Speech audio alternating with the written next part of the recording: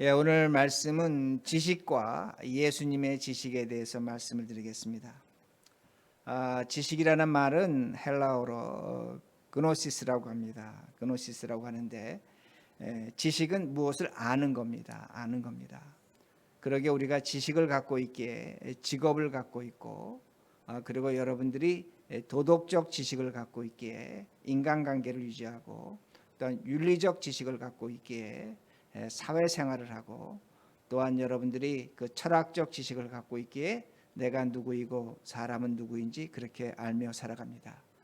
또한 우리에겐 과학적 지식이 있기 때문에 세상의 현상, 여러분이 일기예보를 들으시면서 그걸 이해할 수 있게 됩니다. 그러게 지식이라는 것은 차이와 수준이 있고 그 차이와 수준에 따라서 사람의 신분과 심지어는 수입이 달라지는 것을 우리가 볼 수 있습니다. 그런데 우리에게는 이런 지식도 있겠지만 하나님에 대한 지식이 있습니다. 하나님에 대한 지식이 있습니다. 영적 지식이 있다는 겁니다. 그럼 영적 지식은 뭐냐? 아주 간단하게 제가 정의한다면 삼위일체 하나님에 대한 지식이 됩니다. 하나님에 대한 지식을 갖는 것이 영적 지식이 됩니다.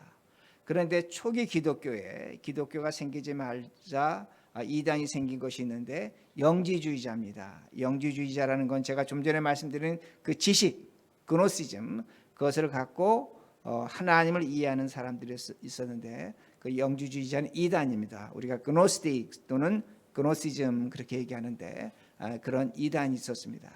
이 영지주의자들은 모든 걸 둘로 나눴습니다. 즉 육체는 악하다, 그 다음에 영은 선하다, 이렇게 둘로 나눴고 이 세상은 사탄이 지배하고 그러기 악하고 하늘나라는 하나님이 지배하기에 선하다. 또한 세상의 일은 천한 것이고 교회 일은 또 교회 성직은 괴한 것이다. 그렇게 구분을 해버렸습니다. 그러니까 잘 보시면 이 영지주의는 이단은 선과 악으로 나눠버립니다. 선과 악으로 나눈다는 것은 하나님을 선하게 하나님으로 만들어버리는 것이고 이렇게 되면 우리의 선악으로 하나님의 선을 판단하려고 하는 겁니다. 이건 이단입니다. 좀 어려운 얘기지만 우리가 우리의 선악으로 하나님이 선하시다 이렇게 생각하는 그 순간 우리는 이단으로 가는 겁니다. 하나님의 선은 측량 불가입니다. 우리가 알 수가 없습니다. 그러기에 이 영지주의는 선악으로 하나님을 그렇게 구분해 버립니다. 물론 성경에 보면 요한이나 제자 요한이나 사도 바울이 이 영지주의를 이용하는 것 같은 내용이 있습니다. 그건 그렇게 할 수밖에 없는 것이 당시에 그 헬라 사람들이 플라톤의 이원론에 빠져 있었기 때문에 복음을 설명하기 위해서 이런 이원론을 사용합니다. 구분하는 것이 있습니다. 그러나 성경 전체는 그렇지 않습니다. 성경 전체는 하나님의 삼위일체 하나님을 선악으로 그렇게 구분하지 않는다는 겁니다.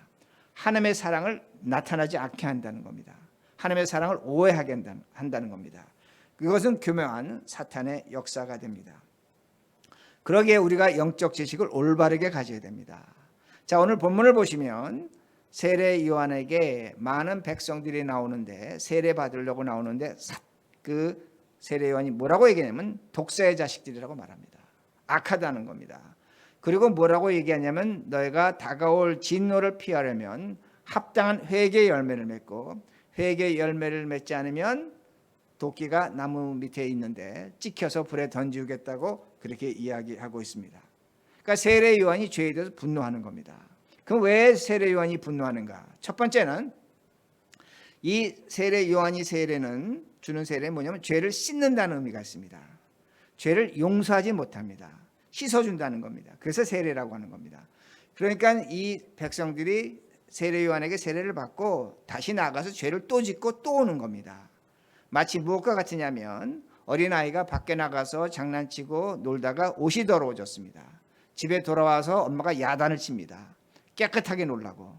그런데 깨끗한 옷을 입혀주고 내보냈는데 아이가 또 더러워오는 겁니다. 또 더러워진 겁니다. 엄마가 또 야단치는 겁니다. 이게 바로 세례 요한의 세례가 됩니다. 예수님의 세례와 다른 겁니다. 그러다 보니까 세례 요한이 분노하는 겁니다. 화를 낸다는 그 말씀이 됩니다. 계속 씻어줘야 된답니다.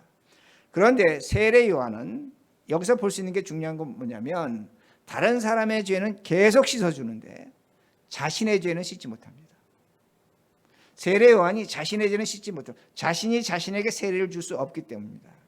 그러게 아이러니한 게 뭐냐면 이 세례 요한의 세례를 통해서 가장 큰 죄인이 누구냐면 세례 요한입니다. 왜냐하면 자신의 죄를 씻지 못하기 때문입니다. 그러게 세례 요한이 분노하는데 백성들 보고 분노하는 것도 있겠지만 자기 자신에 대해서 분노하고 있다는 겁니다. 그런데 우리의 세례는 세례 요한의 세례와 다른 겁니다. 왜 다르냐면 우리의 세례는 예수님이 십자가에 죽고 부활하시고 하나님이 되셔서 우리의 죄를 용서하셨습니다. 우리의 죄를 용서하셨고 우리의 죄를 씻어주셨다는 겁니다. 하나님, 죄 없는 하나님이 우리의 죄만을 용서할 수 있다는 겁니다. 사람이 아니라는 겁니다. 그러기에 우리의 죄는 완벽하게 용서됐다는 겁니다. 그리고 우리의 죄가 완벽하게 용서됐다는 것을 우리가 믿는 이유가 있고 증거가 한 가지 있는데, 여러분이 예수를 처음 믿을 때나 신앙생활하면서 하나님의 신비한 경험을 합니다. 특히 예수 믿고 처음 믿을 때, 죄 용서받을 때 그런 경험이 있다는 겁니다. 어떤 경험이 있냐면 아주 뜨거운 감동이 찾아옵니다. 예수 믿을 때. 여러분 그런 경험이 있을 겁니다. 어떤 분은 예수를 믿으면서 몸에 아주 알 수 없는 격렬한 몸에 진동이 찾아옵니다. 어떤 분들은 예수 믿으면서 하나님을 믿으면서 어떤 일이 있냐면 하나님의 음성을 듣습니다. 하나님의 음성을 듣습니다. 또 어떤 사람들은 그 하나님의 음성을 들을 뿐만 아니라 신비한 체험을 합니다. 방언도 하고 예언도 합니다. 어떤 사람은 강력한 그 확신, 정말로 난생 처음 받아보는 강력한 확신을 갖기도 합니다.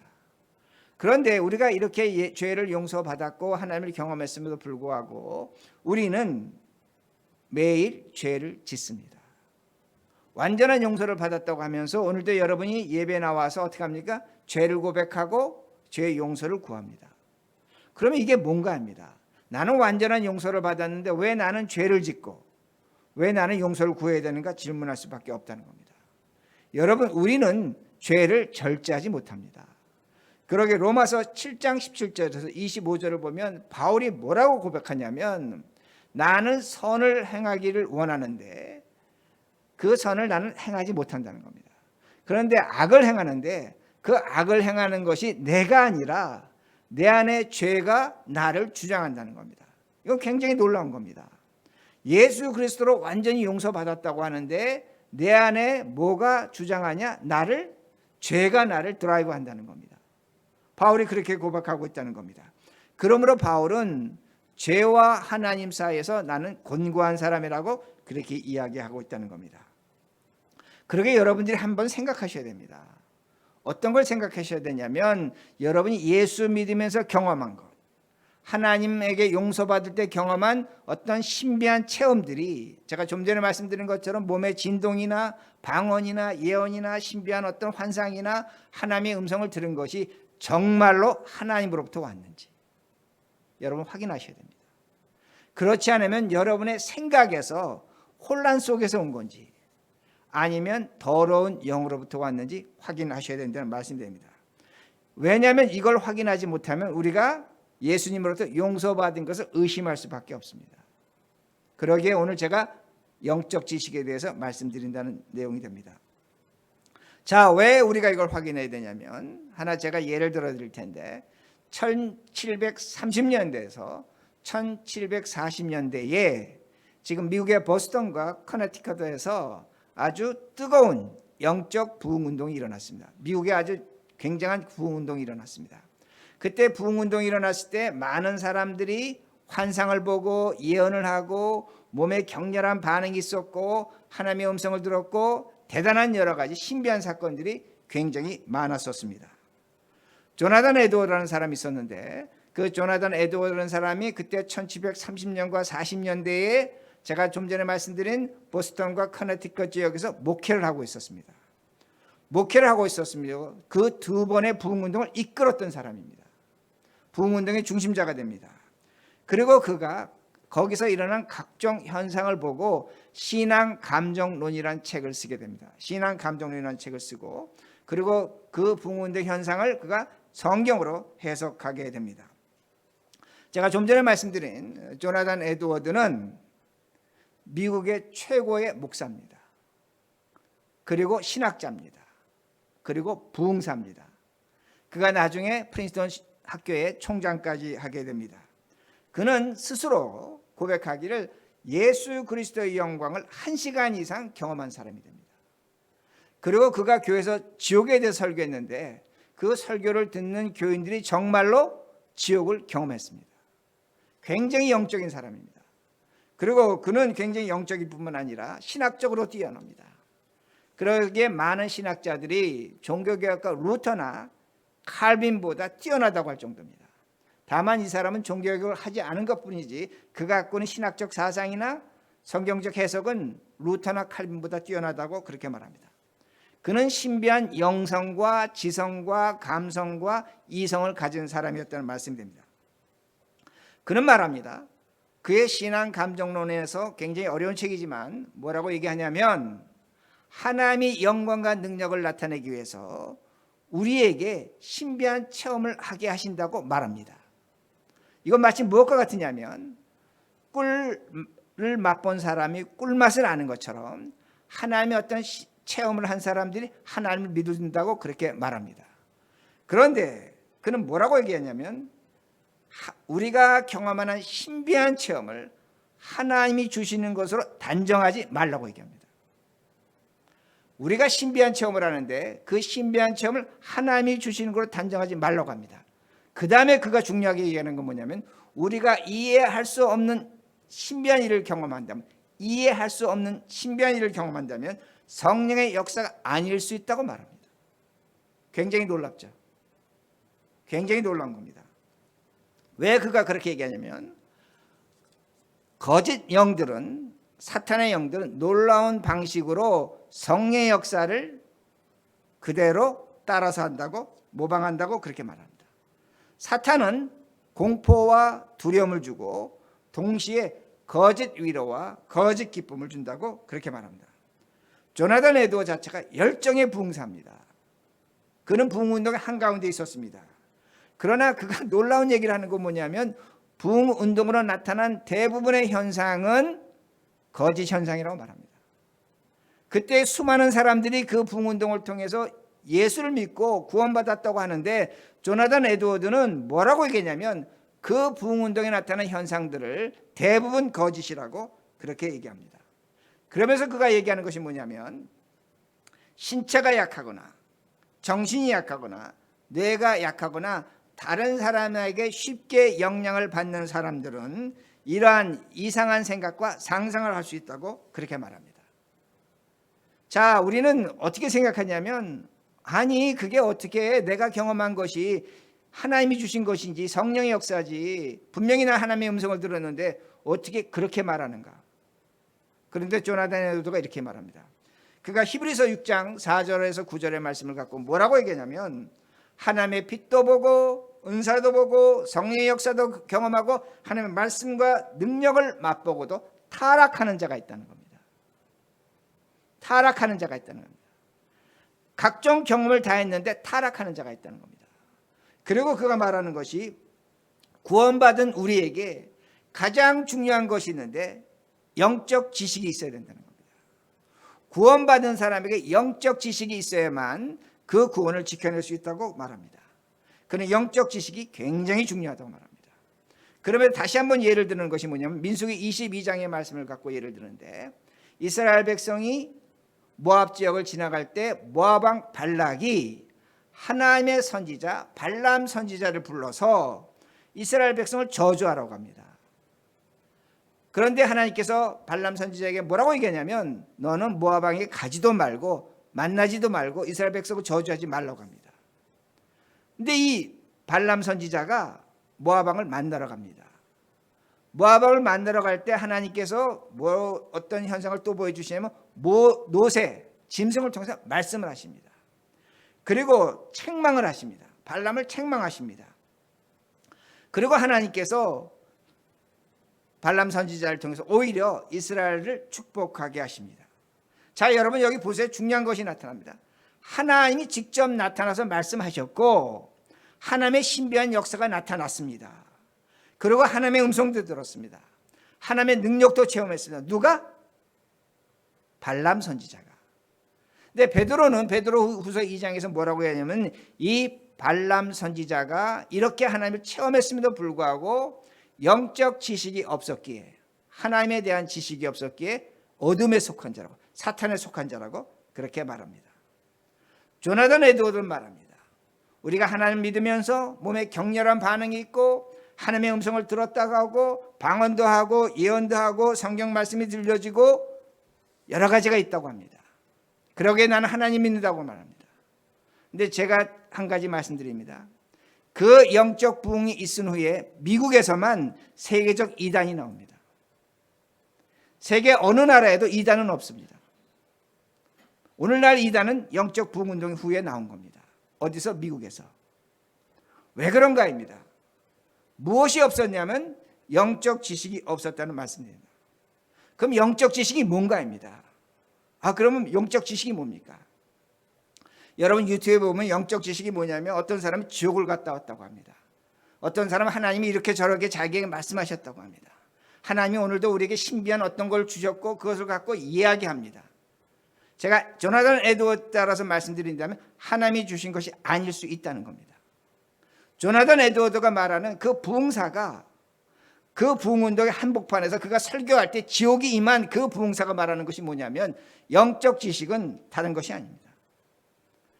하나님과 사람 앞에서 사랑의 행동을 하는 겁니다. 우린 너무나 실망합니다. 아니 그게 영적 지식입니까? 천국의 비밀을 알고 지옥의 비밀을 알고 하나님이 뭐 알려준 신비한 게 영적 지식입니까? 아닙니까? 아니라는 겁니다. 조나단 에드워드가 영적 지식을 말하는 건 뭐냐면 우리의 삶을 통해서 하나님의 아름다움을 나타내는 겁니다. 우리가 죄에서 벗어나려고 절제하는 모습을 갖고 있는 겁니다. 그리고 우리의 모습을 통해서 하나님의 모습을 나타내는 것이 영적 지식이라고 말합니다. 그러니까 대부분의 교인들이 여기에 실망해요. 아니 그게 어떻게 영적 지식입니까? 아닙니다. 이게 영적 지식입니다. 오늘날 너무너무 많은 교인들이 유튜브를 통해서 잘못된 것을 통해서 하나님을 오해하고 있습니다.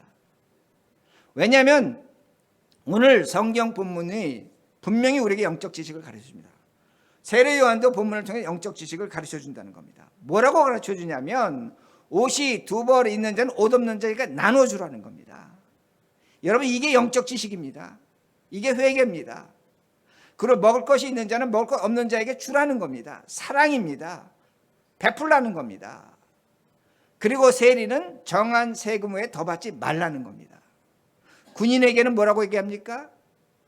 거짓 증거하고 다른 사람의 것을 빼앗지 말고 너에게 정해진 봉급에 만족하라고 얘기하는 겁니다. 자신에게 만족하라는 겁니다. 이게 영적 지식입니다. 자, 제가 이렇게 영적 지식이라고 말씀을 드리면 어떤 분이 이렇게 얘기합니다. 아니 그거 불교에도 유교에도 이슬람에도 세상의 윤리와 도덕도 영적 지식을 말하지 않습니까? 맞습니다. 여러분 세상도 돈 많은 사람, 돈 없는 사람에게 나눠주라고 얘기합니다. 옷을 나눠주라고 얘기합니다. 먹을 것 없는 사람에게 먹을 것 주라고 얘기합니다. 여러분 세상의 윤리와 도덕도 그렇게 가르쳐줍니다. 불교도 윤리도 불교도 다른 종교도 그렇게 하고 있다는 말씀입니다. 정해진 세금에 받지 말라는 겁니다. 남의 것 강탈하지 말라는 겁니다. 너가 받는 봉급에 만족하라는 겁니다. 다른 종교 다 그렇게 합니다. 여러분 다른 종교에도 세례가 있습니다. 죄를 씻는 것이 있습니다. 여러분 불교에서는 자신의 업보를 해결하지 못하면 지옥 갑니다. 힌두교에서는 자신의 죄를 씻지 않으면 끝없는 윤회에 고통을 당합니다. 유교에서는 사람이 죄를 씻지 않으면 짐승이라고 말합니다. 여러분 세상도 죄를 씻는 의식이 있습니다. 잘못하면 법에 의해서 처벌받는 것 죄 씻는 의식이라는 겁니다. 자 그러면 하나님이 말하는 영적 지식과 우리가 갖고 있는 영적 지식, 즉 하나님이 주신 영적 지식과 세상의 종교와 세상의 윤리의 도덕과 차이가 없다고 얘기합니다. 그런데 엄청난 차이가 있습니다. 왜 엄청난 차이가 있냐면 우리의 영적 지식은 우리의 죄를 사람의 죄를 용서하신 예수 그리스도가 주신 겁니다. 하나님이 주신 것입니다. 하나님의 사랑으로 주셨다는 말씀입니다. 완전히 다르다는 겁니다. 16절 보세요. 왜 이제 다른가 얘기합니다. 16절 요한이 모든 사람에게 대답하여 이르되 나는 물로 너에게 세례를 베풀거니와 나보다 능력이 많으신 이가 오시나니 나는 그의 신발끈을 풀기도 감당하지 못하겠노라. 그는 성령과 불로 너에게 세례를 베푸실 것이요. 여러분 이 말씀 뭡니까? 세례 요한은 자신의 죄에 대해서 분노했습니다. 자신이 자신의 죄를 씻지 못합니다. 그런데 예수님만이 모든 사람의 죄를 용서하십니다. 그러니까 세례 요한이 뭐라고 얘기하냐면 나는 예수님의 신발끈을 풀지 못한다는 겁니다. 예수님만이 나의 죄를 용서하신다고 그렇게 말합니다. 그리고 17절 그 다음 절 손에 키를 들고 자기의 타작마당을 정하게 하사 알곡은 모아 곡관에 들이고 쭉정이는 꺼지지 않는 불에 태우시리라. 자, 이 말씀 뭐냐면 추수 때가 되면 농부가 도리깨질을 합니다. 도리깨질을 하면 바람에 의해서 가벼운 가라지는 쭉정이는 날아갑니다. 그리고 무거운 알곡은 땅에 떨어진다는 말씀이 됩니다. 자, 이 말씀 뭐냐면 저 보세요. 중요합니다. 하나님은 사랑의 하나님, 우리를 구원하신 하나님이 되지만 하나님은 우리를 심판하신 하나님입니다. 쭉정이는 불에 태우신다고 말씀하시다. 자, 그러면 하나님의 사랑은 어떤 사랑인가? 오늘도 우리는 하나님의 사랑을 우리의 사랑으로 이해하려고 합니다. 그래서 이해가 안 되는 겁니다. 하나님의 사랑은 어떤 사랑인가입니다. 제가 이렇게 설명합니다. 여러분 예수님의 제자 가롯 유다와 베드로가 있었는데 가롯 유다는 예수님 은 30에 팔고 베드로는 예수님을 부인하고 저주하고 맹세합니다. 예수님을 배신하게 됩니다. 그런데 베드로는 예수님의 말씀을 기억하고 알곡이 됩니다. 교회 기둥이 됩니다. 그런데 가롯 유다는 자신의 양심에 찔려서 스스로 목숨을 끌고 가라지가 됩니다. 불에 던지는 자가 됩니다. 여기 우리 질문해야 됩니다. 아주 냉정한 질문해야 됩니다. 왜 하나님의 사랑이 베드로에게 나타나고 가롯 유다에게 나타나지 않는가입니다. 왜 하나님의 사랑은 가롯 유다의 배신을 막아주지 않았습니까? 왜 하나님의 사랑은 가롯 유다의 죽음을 막아주지 않았는가입니다. 여러분 이 질문을 우리가 꼭 해야 되는 것이 뭐냐면 하나님의 사랑이 가롯 유다와 베드로에게 이중적이라면 우리에게도 하나님의 사랑이 이중적으로 나타날 수 있다는 겁니다. 왜냐하면 저도 우리 모두도 하나님을 배신할 수 있습니다. 우리 하나님 배신합니다.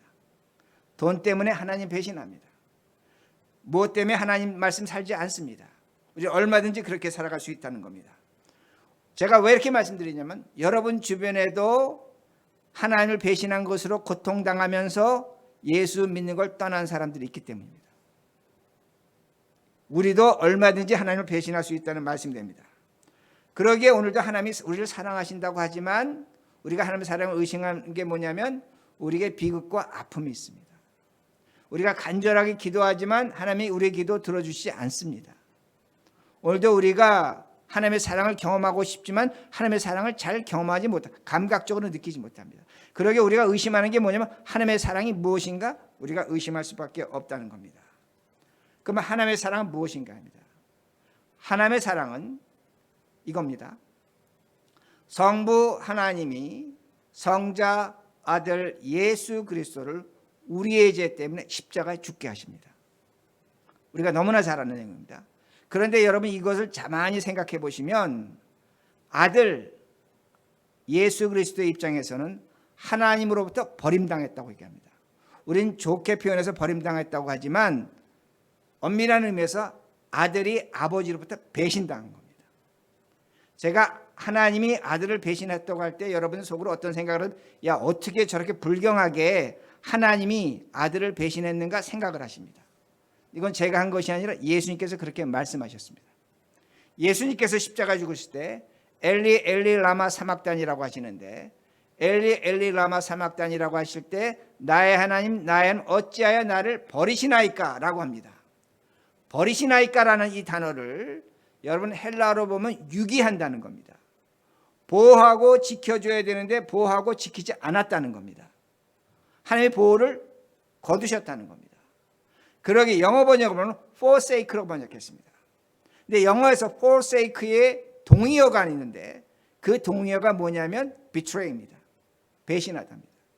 그러니까 제가 어떻게 성경을 해석할 수 있냐면 예수님 십자가에서 죽으실 때 나의 하나님 어찌하여 나를 배신하셨습니까?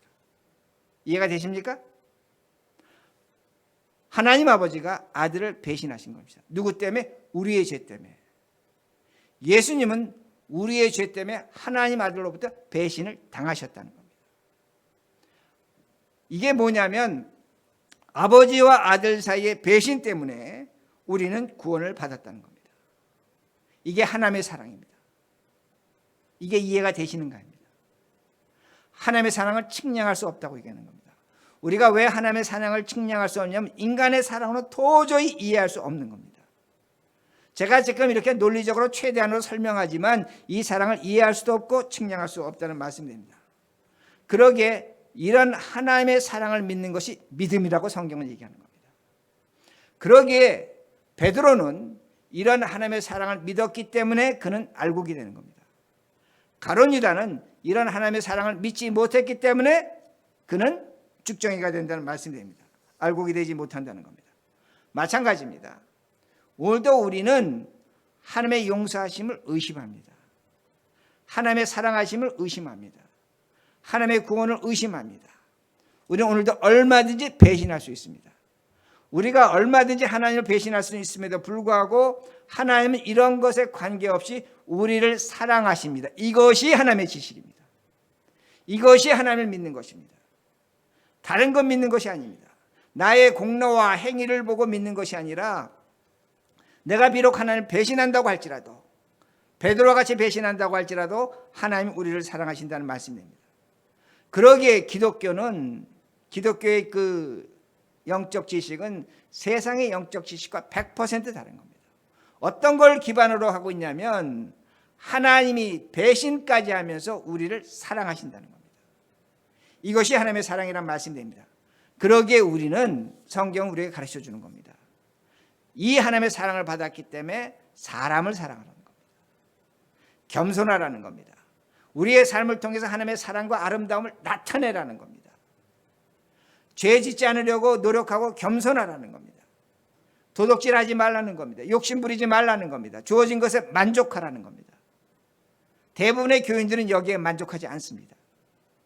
영적 지식을 어떻게 생각하냐면 뭔가 특별하고 대단하고 주어지고 신비하고 거룩하고 우리가 경험할 수 없는 걸 영적 지식으로 생각하고 있다는 겁니다. 죄송하지만 그건 영적 지식 아닙니다. 조나단 에드워드가 얘기하는 것처럼 우리의 착각이고 환상일 수가 있습니다. 그러기에 오늘 우리가 대강절에 예수님이 오신다는 걸 믿는다는 건 뭐냐면 이런 영적 지식을 알고 여러분 가정에서 직장에서 여러분 삶에서 예수 그리스도의 모습을 나타내는 것이 대강절을 지키는 겁니다. 이러한 삶을 살아가시는 우리 모두가 되기를 간절히 바랍니다.